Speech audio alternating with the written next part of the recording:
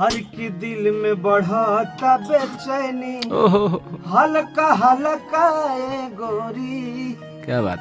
जब मारी के घूमेलू लिपस्टिक ललकाए गोरी। तो नमस्कार प्रणाम, हम ही रंजीत और आप सब देख रहे बनी हमारा unplugged Ranjeet Yadav YouTube channel.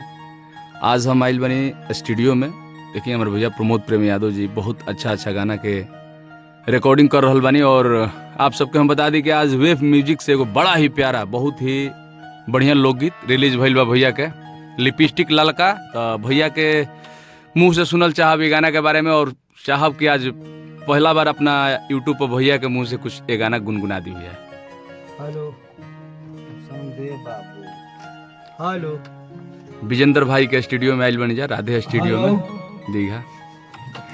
सुनी लिपस्टिक ललका बहुत ही बढ़िया गाना वेव कंपनी से और हर एक गाना के रवा सबने हमारे ट्रेंडिंग में आवते आवते करत नहीं। जी जी भैया, जो टोटल गाना ट्रेंडिंग में चल रहा बा रील्स पे। बहुत बड़ा एगो हर एक गाना के आप सब इतना आशीर्वाद देते ओकरा खातिर बहुत बहुत दिल से धन्यवाद। जी जी भैया। तो गाना वेव कंपनी से आज रिलीज भइल बा हमार। हर की दिल में बढ़ता बेचैनी, हल्का हल्का ए गोरी, क्या बात। जब मारी के घूमेलू लिपस्टिक ललकाए गोरी।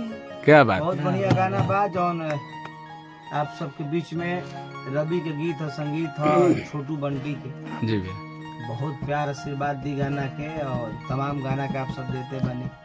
BS चौहान जी के गाना भी एक तरफा बाज राज करता बज रहा बा भाई के भी गाना। अंगूरी से सुघुरावे लगनी, आधी राती में राजा मुआवे लगन। हिरौआ रोता है साथ हाँ एक साथ जी भी बानी हम परिचय कराई सब कोई के। हाँ आप सब प्यार दिए आशीर्वाद दिए लोग के और आगा बढ़ाई।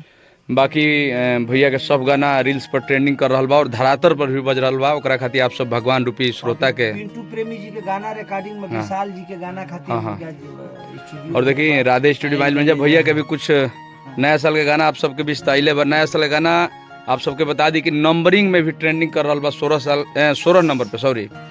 और वो गाना के जल्द ही वीडियो आप सबके बीच आई। बाकी देखिए विजेंद्र जी बानी और बहुत ही अच्छा राइटर हमनी के बीच बानी जेकर यहाँ के गाना हटे हिरौआ रोता एम्स भोजपुरी स्टाइल बा। हम चाहब कि इरशाद जी आप भी कुछ बोली हमरा ब्लॉग में। बहुत अच्छा राइटर है, यहाँ के बोलीला कम लिखीला अच्छा लिखीला। यहाँ के अभी तक ले ट्रेंडिंग में 1 महीना हो गया। 1 महीना ना भाई लेकिन 15-16 दिन हो गए। हाँ 20 दिन हो। जी जी बहुत अच्छा ट्रेंड करता, लोग के अच्छा लगता। और इरशाद और बढ़िया बढ़िया गाना आप सबको और आप सबको बता दी कि बड़ा ही अच्छा गायक हमारा भैया के शिष्य ही बानी यहाँ के काकू बलमुआ जी भी बानी। तो यहाँ के भी हम दिखावत नहीं आप सबके बीच। देखिए बोली कुछ काकू जी बहुत अच्छा गाइला भाई जी। हम आप सबके भाई गए काकू बलमुआ और भैया की रिकॉर्डिंग में हमने के आयल बानी सन। जी जी भैया के बहुत ही प्यारा प्यारा गीत रिकॉर्डिंग होता तो भैया के प्यार देवे के बाद राउर भी गीत रिकॉर्डिंग होता है। हमरो काहे राउर एगो प्रेमी परिवार के सदस्य बानी एकदम यहाँ का काकू बलमुआ और प्रमोद प्रेम यादव भैया के परम शिष्य पिंटू प्रेमी जी आज सौभाग्य से देखी स्टूडियो में आइल बानी। तो यहाँ के मुंह से भी कुछ सुनल चाहब। यहाँ के भी बहुत अच्छा होली रिकॉर्ड हो गल बा और अच्छा गाना आ भी रहल बा, बढ़िया गाना आइलो बा। तो कुछ पिंटू जी रौरा भी बताई कैसन कैसन गाना श्रोता के बीच में लेकर होते।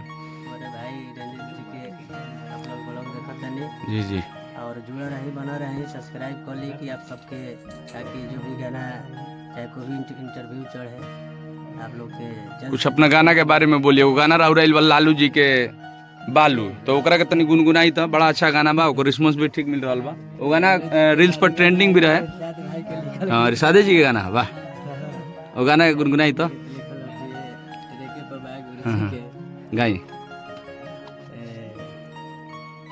लालू जी के बालू तहरा में धइले बा। क्या बात। राती मेटर भाई बहुत बढ़िया लिखले। बाकी देखिए पिंटू प्रेमी जी हनी काकू बलमुआ इरशाद बेदर्दी या भैया प्रमोद प्रेमी यादव जी BS चौहान जी अभी हमने के स्टूडियो में बानी जा। बहुत अच्छा गाना के रिकॉर्डिंग हो रहा बा। आप सब बहुत प्यारा प्यारा गाना आप सबके बीच आ भी रहल बा। हाँ माई के आशीर्वाद रही तो तहलका होइबे करी होली में। अभी तो खैर होली हमने के नहीं जागावत, अभी लोकगीत गावत नहीं जा। ऐसे आप सब प्यार दुलार देते रहे जा और हमारा ब्लॉग अनप्लग्ड रंजीत यादव को भी प्यार दीजा। देखिए विशाल प्रेमी हड़ई भैया के परम शिष्य